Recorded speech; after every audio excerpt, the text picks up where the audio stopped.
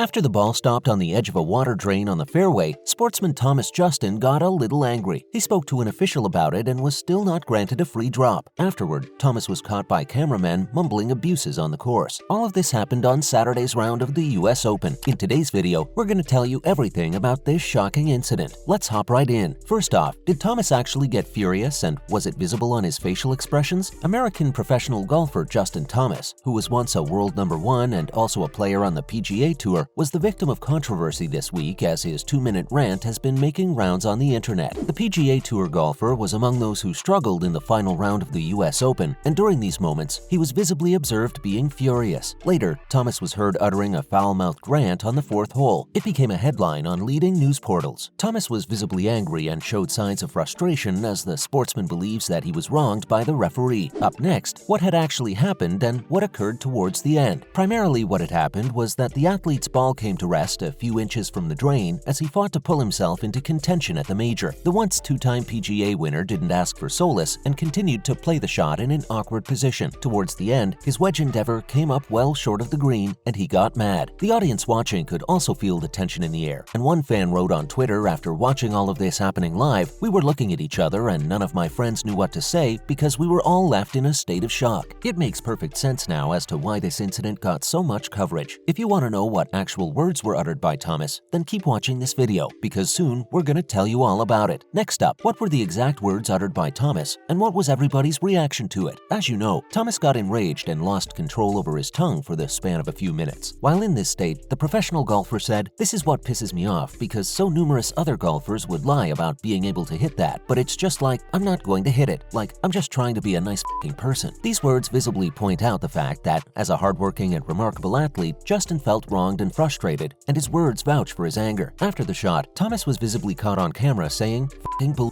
This is the moment that gave the press a case of controversy. Up next, what happened afterward, and has the golfer given any interviews yet? After the incident, fans of the golfer were definitely on his side, but overall, some folks in the crowd were upset with the frustration displayed by Thomas. The 2-time PGA winner reportedly refused to give away any interview right away after the round, but he did offer a few comments on the situation. While speaking to Golfweek, the athlete said that according to him, the ball was around the drain, and his stance is very clear about the situation. According to him, his ball was sitting differently, and it wouldn't be sitting this way if that drain was not there. Thomas further told Golfweek that he called an official to get a verdict on it, and in the spirit of the game, he wasn't planning to hit the drain. He even went on to say that he felt like he could have very easily told the referee that he was going to hit it and could have gotten a free drop, but he wasn't planning to do that. And now, did the USGA release any statement? And if they have, what did they say to explain their position? Yes, the USGA has given away its own statement regarding the incident. The USGA officials obviously must have felt the need to give out a statement that justifies their side of the story. We'll tell you all about it shortly. As mentioned earlier in the video, Thomas's ball came to stop near a drain in the fairway on the 4th hole, and the player demanded a ruling from a nearby referee. During the conversation, Justin was questioned if the drain was going to meddle with his swing, to which he responded, "It won't." This was the main point that was highlighted by the USGA. The statement read, "Because there was no interference from the drain, therefore Thomas was not provided any relief." There are mixed reactions to this controversial decision on social media, but what matters the most is having your fans by your side. And, well, for the athlete, one thing is clear, and it's that the professional golfer definitely has his fans on his side. And now, on to some other news. First up, why golfers are taking colossal money to join Saudi-backed circuit. Paul Casey has become the latest ex-Ryder Cup player to join the Live Golf Invitational Series this week. McGinley talked about the impact the Saudi-funded trajectory is having on the international game and demonstrates further possible changes within the sport going forward. Paul McGinley, Kyle Porter, and James Corrigan discussed the threats the current golfing calendar is facing, including those threats that the Ryder Cup by the Live Golf Series is going to face. The athlete further said, "Anyone who says moving to the Live Golf Tour is about developing the game is wrong, because there's an unexplored way of playing the game that has been skipped by all. For me, the players that depart from the tours go because first and foremost, the funds are colossal." He also said that although many may disagree with him, but you can understand their reason, because getting paid huge amounts is a great opportunity. Paul Casey has obviously been injured since the early part of the year, missed all the major championships, championship so far this year, so it's almost like an insurance policy being played out early. Up next, Bryson DeChambeau on Live Golf Series. I am not in a place where I can risk things like that. In March, Dustin Johnson released several statements, and in one of them, he said that he's more committed to playing the PGA Tour rather than the Saudi-backed Live Golf Series. But we all have a clue of how that turned out. A few days after DJ's faulty declaration, Bryson DeChambeau released yet another statement via his social media, one lacking an authoritarian alignment with the tour. In the statement, Bryson detracted from his own words and said he wants to make it very clear that as long as the best players in the world are playing the PGA Tour, so will he. This news came out as pretty shocking to fans, as it took just a few months for the sportsman to change his whole stance. We wonder if six-figure checks had something to do with it. What's more, PXG persists in its attempt to work for women's development in golf. The 2022 PXG Women's Match Play Championship will begin on 1st till November 6th at the Slammer. It will happen on Squire Golf Course at World Golf Village in St. Augustine, Florida, USA. More than 100 promising future star players will be featured in the PXG Women's Championship. The players are onto the goal of chasing their dreams of playing on the LPGA Tour, going through a plenty of endurance tests that will combine a stroke play and a match play tournament that will end with a finale under the tower of the World Golf Hall of Fame. From November 1st till 2nd, players will participate in the 36-hole stroke play qualifying tournament. The best 64 players will advance to the match play championship with a unique format, using battle round pods, which will cut the field to the best 15 towards the end. The winner of the battle round pods will be the player with the most points, not the player with the best win-loss record. And now, finally, Rory McIlroy admits they might have been a little presumptuous about Live Golf's demise. Just a little over 3 months ago, Rory McIlroy declared the Saudi-backed rival tour dead in the water after a wave of top players declared their intentions to remain with the PGA Tour. It appears that is no longer the case, and many top players have swiftly changed their decisions. Though Live Golf and CEO Greg Norman have endured a series of false starts, PR headaches, and setbacks over the past several months, still, the Upstart League remains an ongoing threat to the tour, with the inaugural event of the 8-tournament circuit beginning early next month outside London, with the richest purse recorded in golf history of $30 to $35 million.